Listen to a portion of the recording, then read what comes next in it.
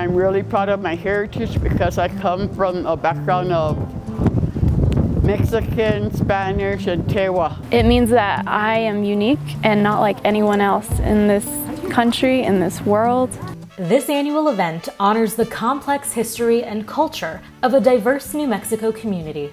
I'm very proud to be New Mexican. And you respect all as one, and not one's better, not one's bad, none of that. We all equal. Fiesta de Santa Fe is an annual citywide celebration and an important history lesson in Santa Fe, New Mexico. I see a lot of tourists come from different areas, and I try to explain to them it's a celebration. This year would be 308 years and the oldest continuous celebration. Every late August and early September, a committee called the Fiesta Council selects a royal court, which consists of local representatives in the city, to role-play historical figures.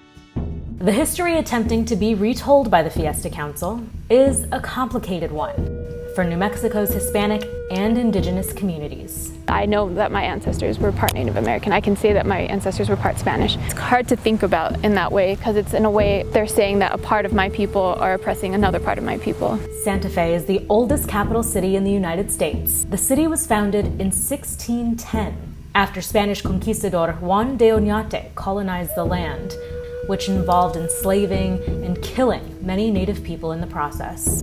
In 1680, the indigenous people rebelled with the Pueblo Revolt, killing hundreds of Spaniards and driving thousands of others out of the region. After the Pueblo Revolt, indigenous people held the land for 12 years without Spanish rule. In 1692, Don Diego de Vargas retook the area for Spain in what has historically been characterized as a bloodless reconquest. Though how peaceful it actually was has long been debated. De Vargas brought with him La Conquistadora, a figure of the Virgin Mary which symbolizes peace and unity. She was about peace and bringing people together in harmony. The modern Fiesta court includes Don Diego de Vargas, native princesses, and La Reina, a fictional queen. A lot of people think that I portray the Queen of Spain, which is fun. Like I could pretend like I'm the Queen of Spain, but technically I am a figure for the people, and that's what I try to do. Every year, the royal court tours the state during the Fiesta season, visiting schools, local art markets, and other community events to involve people in the tradition. I never knew the true history of it till I got involved, and when I see the youth getting involved in it, it means so much. In 2020, amid massive protests for racial justice nationwide, many traditions and historical narratives are being reevaluated, and New Mexico's complex history is no different. Local protests have led to the removal of several statues of conquistadors, including one of de Vargas.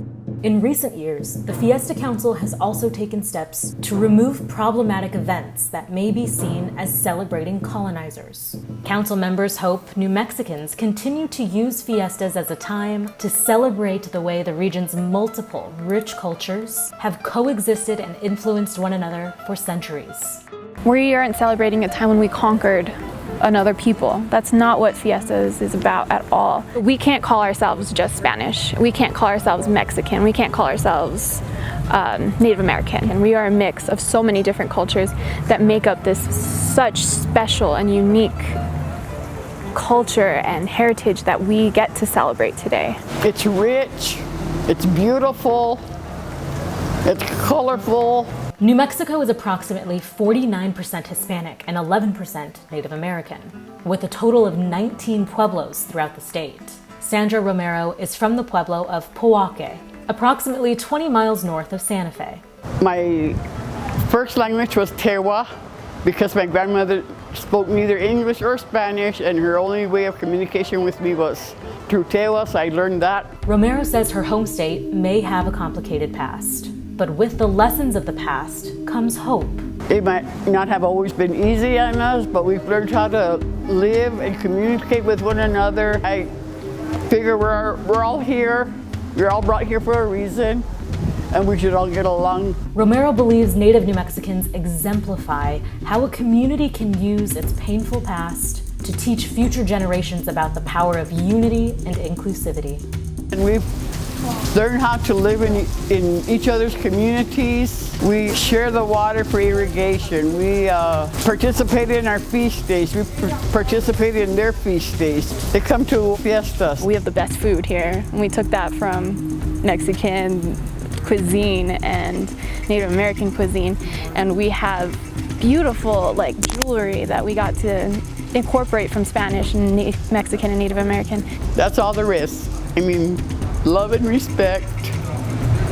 It's one of the biggest things, and it hurts me deeply to know that there's people out there that are still trying to hurt one another due to culture. Like many events, the Fiesta's public celebrations were canceled in 2020 as a result of the coronavirus. But Romero and Lopez hope the work they do keeping Fiesta's traditions alive encourages people nationwide and their daughter to see life through a more compassionate lens. I will teach her like who she is and where she came from so that she doesn't have to wonder like I did. I got to know myself and my faith and my culture in a way that I wish everybody could. We grew up from having nothing to what we have today, and it's all because we're introduced to it by somebody else, maybe not from the community, but I'm very proud of who I am.